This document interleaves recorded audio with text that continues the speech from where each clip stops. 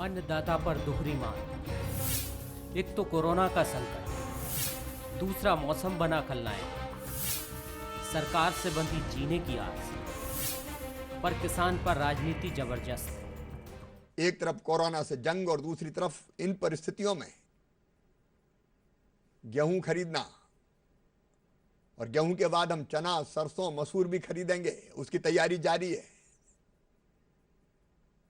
हमने खरीदी केंद्रों की संख्या बढ़ा दी है ताकि एक खरीदी केंद्र पर ज्यादा लोग ना आए। आप चिंता मत करना, देर हुई है, लेकिन किसानों के उत्पाद का एक एक दाना खरीदूंगा। कोरोना संकट में जब सब कुछ ठप है, ऐसे में बीजेपी सरकार की प्राथमिकता में किसान होना भी चाहिए। कृषि प्रधान प्रदेश में आमदनी का बड़ा हिस्सा अन्नदाता देता है, लेकिन इससे ज्यादा प्रदेश में किसान राजनीतिक मुद्दा भी रहा है। पिछली 2 सरकारें किसानों के मुद्दे पर बनी और बिगड़ी।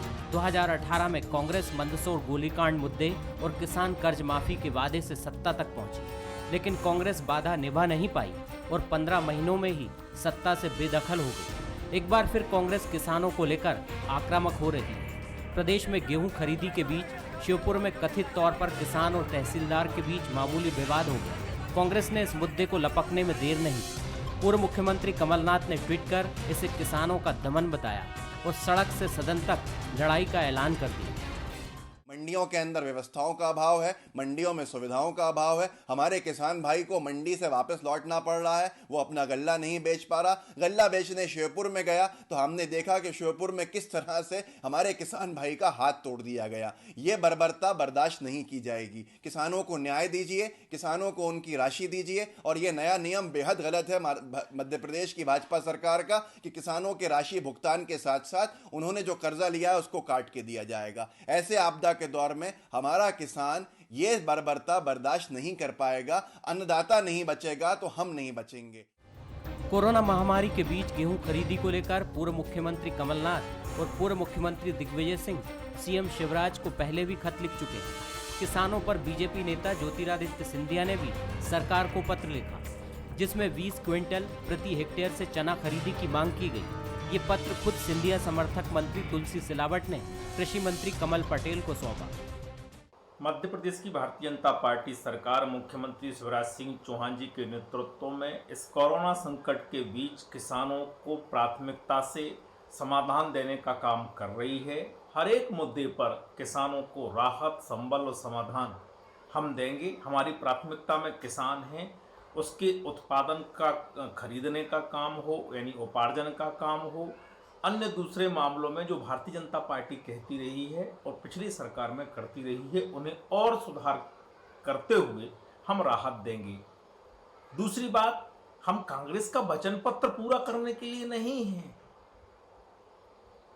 और कांग्रेस की तरह हम किसानों को धोखा देने वाले भी नहीं हैं। प्रदेश में आने वाले दिनों में 24 सीटों पर उपचुनाव होने, किसानों पर एक के बाद एक उठती आवाजें शायद चुनावी फसल तैयारी का इशारा है। लेकिन अन्नदाता मौजूदा दौर में दोहरे संकट से जूझ रहा है। एक तो कोरोना वायरस से लगे लॉकडाउन के कारण उसकी फसल खेत में ही सड़ रही या फिर जानवरों का निवाला बन रही है। दूसरा, मौसम भी खलनायक बन गया है। बेमौसम बारिश से किसान खून के आंसू रो रहा है। बड़ा सवाल यही है कि कृषि प्रधान प्रदेश में किसान पर कब बनेगी मुकम्मल नींव।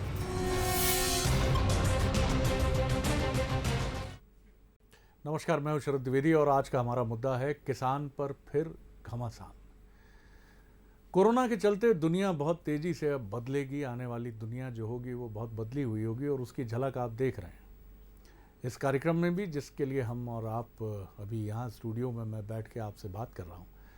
इसमें कुछ हमारे मेहमान हैं जो अपने घरों से उस तकनीक के ज़रिए हमसे जुड़े हैं जहाँ घर पर ही वो हमसे बात कर सकते हैं और अपने वीडियो के ज़रिए इस कार्यक्रम में भागीदारी कर सकते हैं। लेकिन कुछ चीज़ें और बदलनी चाहिए, जैसे किसान, उसके हाथ में ऐसा कोई उपकरण क्यों नहीं है? मोबाइल तो है, लेकिन उसकी कृषि उपज मंडी इतनी आधुनिक क्यों नहीं है कि वो घर बैठे अपने बेटे से, पढ़े लिखे बेटे से कहेगा वीडियो कॉल लगा रहे जरा छोरे, वो बात करानी है मंडी में मेरी पास वाली, और सीधे बात करा तो ब्लॉक डेवलपमेंट ऑफिसर से करा दे, कृषि विस्तार अधिकारी से करा दे, और साहब कृषि विस्तार अधिकारी उसके मोबाइल पर चमकने लगता है और वो कहता है नहीं नहीं आपको कोई दिक्कत नहीं है, इतनी इतनी तारीख को आप एक ट्रैक्टर भेज दीजिएगा, जो भी फसल आपकी है सब कुछ आधुनिक है, मैकेनाइज्ड है। ये किसान की पीड़ा है। आज टमाटर भरपूर है उसके खेत में, लेकिन ना प्रोसेसिंग यूनिट्स हैं और ना पेरिशेबल कमोडिटी होने की वजह से वो कहाँ रखेगा इसको, वो नष्ट करता है या दान देता है।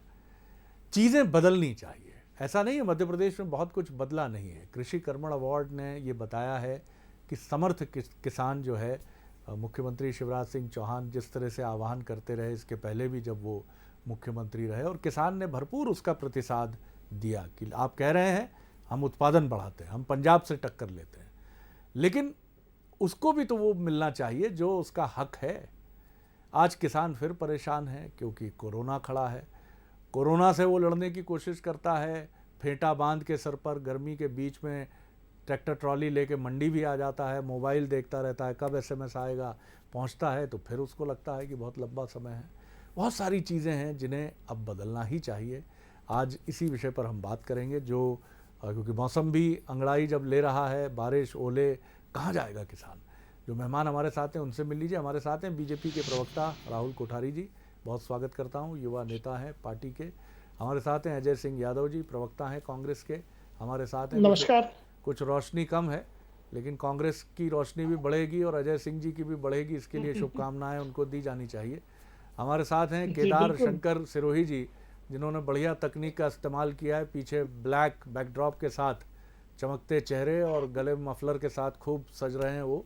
और मेरे साथ स्टूडियो में हैं बीजेपी किसान मोर्चा के प्रदेश मीडिया प्रभारी और एक कृषि पत्रकार, तो वो दोनों भूमिका उनकी है, संदीप श्रीवास्तव जी। और अगर वो आज एक तटस्थ निरपेक्ष भूमिका, कहने की आवश्यकता नहीं है, किसानों के हक में ऐसा नहीं है कि बीजेपी रोकेगी उनको बोलने से, किसान मोर्चा उनसे कहेगा कि नहीं मत बोलिए, ऐसी ज़रूरत नहीं है। सबसे पहली टिप्पणी, विपक्ष को पहला मौका। केदार जी, पहले तो मैं आप ही से जानना चाहूँगा किस तरह से आप देखते हैं किसानों की चुनौतियों को। खुद आप एक प्रगतिशील किसान हैं, बहुत सारे मुद्दों को आपने देखा है, किसानों से जुड़ी जो मुख्य चुनौतियां हैं उन पर एक छोटी टिप्पणी। मेहमान 4 हैं इसलिए समय की मर्यादा का सभी ध्यान रखें। जी बढ़िया, आपने बहुत अच्छा पूछा। कम शब्दों में आपको मैं चुनौती बता दूं। आज हमारे घर पर थाली आई हुई थी, कम शब्दों में अगर कहें, पूरे 4 महीने की मेहनत हमारे खलियान में खड़ी है। फल हो, सब्जी हो, दूध हो, अनाज हो, दलहन हो, आप देख लीजिए फूल का किसान 100% बर्बाद हो गया है। इसलिए हो गया है कि आप शादी ब्याह, मंदिर मस्जिद गुरुद्वारे सारे बंद हैं, सारे सोशल फंक्शन बंद है, तो आप अनुमान लगा सकते हैं। सब्जियों के खेत, मेरे पीछे जो काला दिख रहा है वो मेरे पास से खेत ही दिखेगा, उसमें आज भी तरबूज लगा है, उसको 4 रुपए में कोई खरीदने वाला नहीं है, 12 रुपए उसकी लागत है। यही टमाटर और इन सबका हाल है। मसला यहाँ आ रहा है, मैं भी एक वक्तव्य सुन रहा था कि माननीय मुख्यमंत्री जी ने कहा एक एक दाना खरीद लूंगा। गेहूं का 300 लाख टन मध्य प्रदेश में उत्पादन होना है, मंडियां पूरी बंद है। आज आप देख लीजिए कि 15 दिन में 12 लाख टन मात्र गेहूं खरीद पाए। मेरे साथ श्रीवास्तव साहब भी, उनको आंकड़ों का बहुत ज्यादा अनुभव है, वो भी मेरे साथ में सहयोग करेंगे। आज 25 दिन में हमको पूरा गेहूं खरीदना है, आगे बारिश आ रही है, 10 लाख टन पर डे खरीदना है, इतनी हमारे पास क्षमता नहीं है। आपके मित्र की टिप्पणी लेता हूं। जाने की बात कर बिल्कुल, रहे थे। बिल्कुल श्रीवास्तव साहब, बहुत महत्वपूर्ण तरीके से एक पृष्ठभूमि रखने की कोशिश की है सिरोही साहब ने, क्या कहेंगे? नहीं, बेसिकली अगर शुरुआत अगर हम देखते हैं गेहूं खरीदी की, तो शायद एक जानकारी मैं देना चाहूँगा, और ये पत्रकार और दोनों हैसियत से ही मैं देना चाहूँगा, विशेष तौर पे पत्रकार की हैसियत से, कि जो वर्तमान स्थिति में गेहूं की खरीद है, तो कांग्रेस के शासन काल में वो 22 दिन में 2 लाख टन प्रतिदिन खरीदी 22 दिन में पहुंची थी। बीजेपी के शासन काल में कोरोना की संकट में भी अभी 6 दिन में पहुंची। जो बात 11 लाख टन प्रतिदिन की बात हो रही है कि 11 लाख टन प्रतिदिन जो है वो बीजेपी के शासन काल में 90 दिन में हुआ, वही कांग्रेस के शासन काल में 26वें दिन में था। तो मेरा ये पिछले साल के आंकड़ों की मैं बात कर रहा हूं, और स्थिति यह है कि जिन बातों का उन्होंने उल्लेख किया, उन बातों से मैं सहमत हूं कि फूल का व्यापार है, जो फूल उत्पादक किसान है, मैं मानता हूं, क्योंकि उनका कहीं उपयोग नहीं है। बाकी सब्जी की जब हम चर्चा करते हैं, तो अभी हम देख रहे हैं कि एक बहुत बड़े जो हमारे उपभोक्ता वर्ग है, जो शहरी उपभोक्ता वर्ग है, और कई बार अगर हमने देखा है, मैं चूंकि केदार जी इंदौर बहुत उनका निवास भी है, वहाँ पे भी निवास है और वो जानते हैं, तो जो जहाँ पर एक फल और सब्जियों की जो खपत है इंदौर शहरी के मार्केट में चूंकि कम हो गई, इसलिए ऐसी स्थिति में, आज की स्थिति में हमें दिखता है कि वो कहीं ना कहीं कमोबेशी कमी है। बिल्कुल, देखिए, लेकिन मैं अगर तो बात कहूं जी कि गेहूं या अन्य चीजों की जो बात हम कर रहे हैं खाद्यान्न की, उसमें सरकार पूरी मुस्तैदी के साथ लगी हुई है। प्रतिदिन 1 लाख मैसेजेस भेजे जा रहे हैं और 3 दिन पहले वो मैसेज किसान को मिल रहे हैं और पहले जहां कम किसान आ रहे थे अब वो धीरे धीरे बढ़ाया गया है, क्योंकि जो हमें व्यवस्थाएं थी कोरोना के चलते उनको भी देखना पड़ रहा है, समझना पड़ रहा है। लेकिन श्रीवास्तव तो साहब, ये इसमें परिवर्तन तो यहाँ है जी, इससे इनकार नहीं किया जा सकता कि हमारी कृषि उपज मंडियों के एक बड़े पैमाने पर आधुनिकीकरण की ज़रूरत है, जहाँ तुलाई से लेकर ये सारी प्रक्रिया इतनी तेज हो। उसके लिए ऐसा नहीं है कि कोई बहुत कठिन चीज़ें होंगी। और सबसे बड़ी महत्वपूर्ण बात तो ये है कि अगर इन चीज़ों को हम 25-25, 15-15, 20-20 गाँव के क्लस्टर बनाकर वहाँ ही ये सुविधाएं हम पहुँचा दें कि वहाँ पर ही भंडारण की भी व्यवस्था हो और वहीं आधुनिक दृष्टि से तुलाई की भी व्यवस्था हो, मुझे लगता है बिल्कुल होगी, बिल्कुल होगी। देखिए, 2 बातें मैं इसी में मैं आऊँगा, आपकी तरफ आऊँगा सर, अभी और भी मेहमान हमारे साथ हैं, वक्त होगा, क्योंकि अभी संकट का भी समय है, इसलिए इसमें मैं चाहता हूं कि हम ब्लेम गेम पर ना जाकर रचनात्मक सुझावों के साथ सामने आए तो ज़्यादा बेहतर होगा। अजय जी, एक छोटी टिप्पणी, फिर मैं राहुल जी की तरफ आऊँगा। जी देखिए शरद जी, पिछले वर्ष जब हमारी सरकार ने गेहूं खरीदी किया था तो रिकॉर्ड था 73 लाख मैट्रिक टन गेहूं खरीदा था। लेकिन इस सरकार के बनने के बाद हम पूरी तरह सहयोग करना चाहते हैं। हमारे प्रदेश अध्यक्ष कमलनाथ जी ने कार्यकर्ताओं से भी कहा है कि गेहूं खरीदी में किसानों की मदद करें। लेकिन समस्या ये आ रही है कि किसान जाते हैं अपना गेहूं लेके 100 क्विंटल और वहां 10 क्विंटल लिया जा रहा है, 90 क्विंटल किसान को वापस किया जा रहा है। भी जिम्मेदार हैं अजय जी, सही नहीं हो रही है। दूसरी तरफ आप एक तरफ 1925 का दाम दे रहे हैं। जब शिवराज जी मुख्यमंत्री नहीं थे तब कहते थे 2100 रुपए से कम तो किसान की मिट्टी भी नहीं होना चाहिए। पिछले साल का 160 रुपए बोनस जो 1 अप्रैल से देने के हमारी सरकार ने आदेश किए थे, वो बोनस भी नहीं दिया जा रहा है। और किसानों की इतनी कम खरीदी में भी उनके कर्जे की राशि काटा जाना, ये तो कोरोना विभीषिका में एक और विभीषिका किसानों के साथ है। तो हमारी खजाना भी नहीं भर गया है आपके जाने के बाद, आपको खाली मिला था खजाना, अभी भी खजाने की स्थिति वो अभी नहीं काटी जाना चाहिए, क्योंकि किसान इस समय अपनी कर्जे की राशि देने की स्थिति में नहीं है। राहुल जी आपकी टिप्पणी। शरद जी, मुझे लगता है कि पूरा विश्व जो है कोरोना में इस समय जंग लड़ रहा है और कोरोना को तो हम सब मिलकर जल्दी ही समाप्त कर लेंगे, लेकिन जो कांग्रेस पार्टी का रोना है इसको मुझे लगता है हम आप लोग मिलकर भी कभी समाप्त नहीं कर पाएंगे।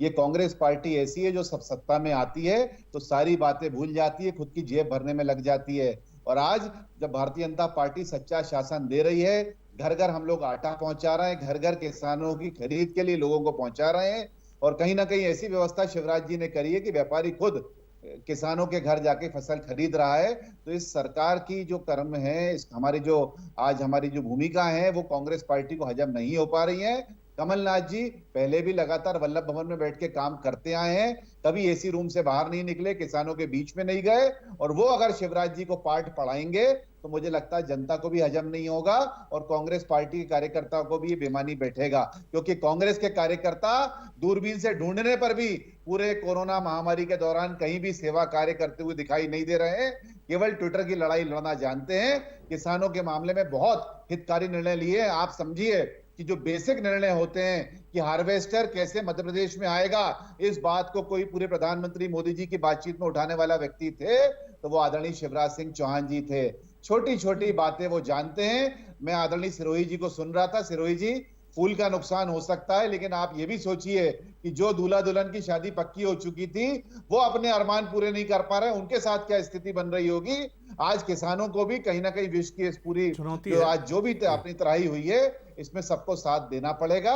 और हमें लगता है किसानों के मामले में बहुत अच्छा कार्य लगातार चल रहा है, मॉनिटरिंग बहुत तेजी से हो रही है। और शरद जी, आप जो बात ऑटोमेशन की कर रहे थे, वाकई में इसको जरूरत है और अच्छा करने की, लेकिन सरकार पहले से, अगर आप पिछले 10 साल का उठा के देखेंगे तो एसएमएस के माध्यम से जानकारी पहुंचाने की बात हो या पोर्टल्स की रजिस्ट्रेशन की बात हो, सारा काम बहुत बेहतरीन तरीके से हुआ था।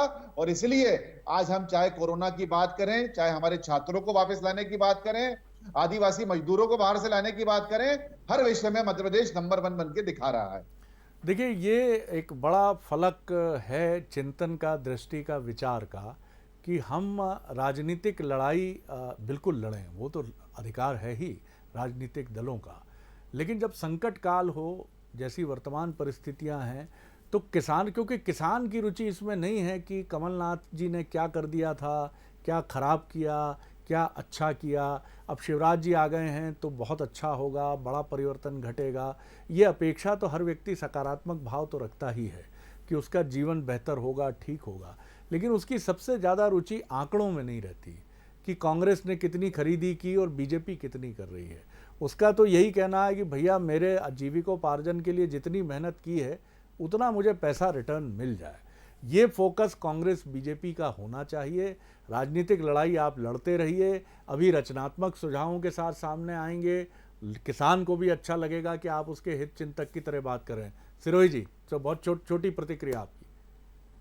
जी, मैं इसमें प्रतिक्रिया देना चाहता हूँ, रिक्वेस्ट करना चाहता हूँ। बड़ा समझदार और बड़ा गंभीर पैनल बैठा हुआ है।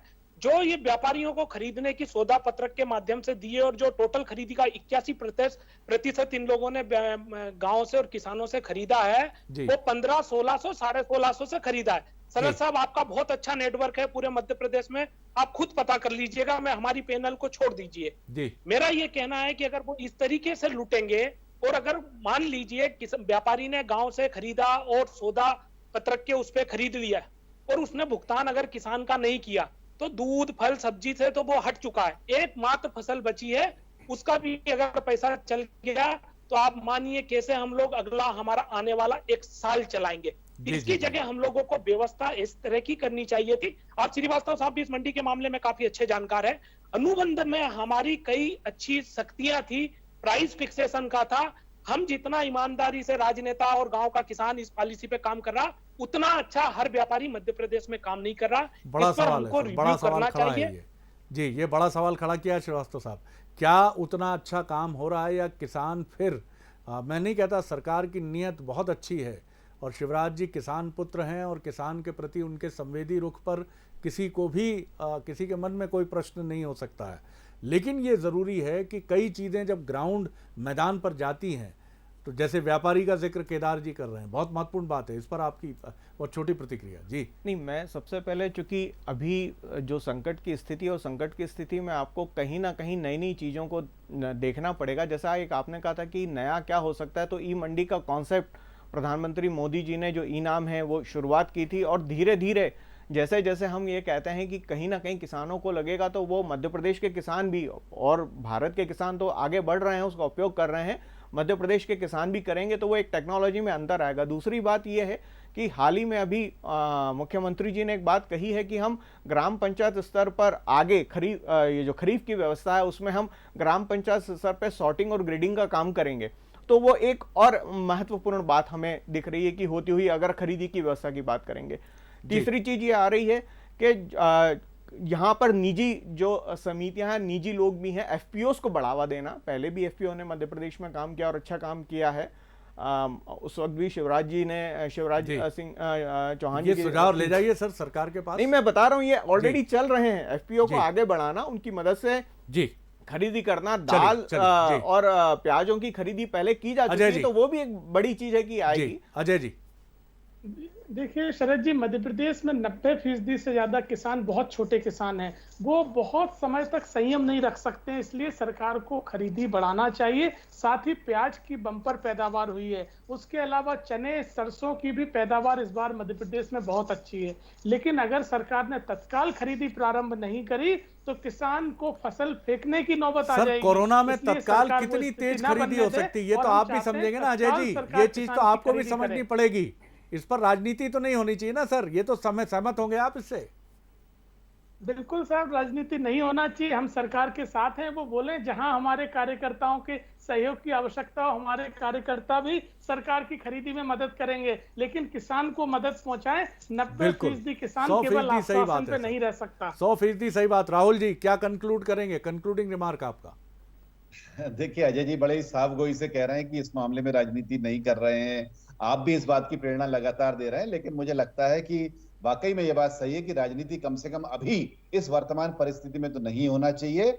आज मैं आपको पूरी तरीके से अजय जी को चैलेंज करना चाहूंगा कि 15 महीने में एक टेंडर आप बता दें जो आपने भंडारण क्षमता बढ़ाने के लिए किया हो, जो मध्य प्रदेश की इरिगेशन फैसिलिटी को बढ़ाने के लिए किया है, तो आपकी सारी कलई सामने आ जाएगी। आपकी सरकार पूरी तरीके से डूबी झूठे वादे पर है। किसान को कर्जा माफ करने के झूठे वादे पर आप आए थे, लेकिन भारतीय जनता पार्टी की सरकार जिस तरीके से 15 साल में लगातार कृषि कर्मण पुरस्कार ऐसे नहीं जीते जाते, उसके पीछे जो काम किए गए थे, चाहे सिंचाई की क्षमता को बढ़ाया गया हो, भंडारण क्षमता बढ़ाई गई है।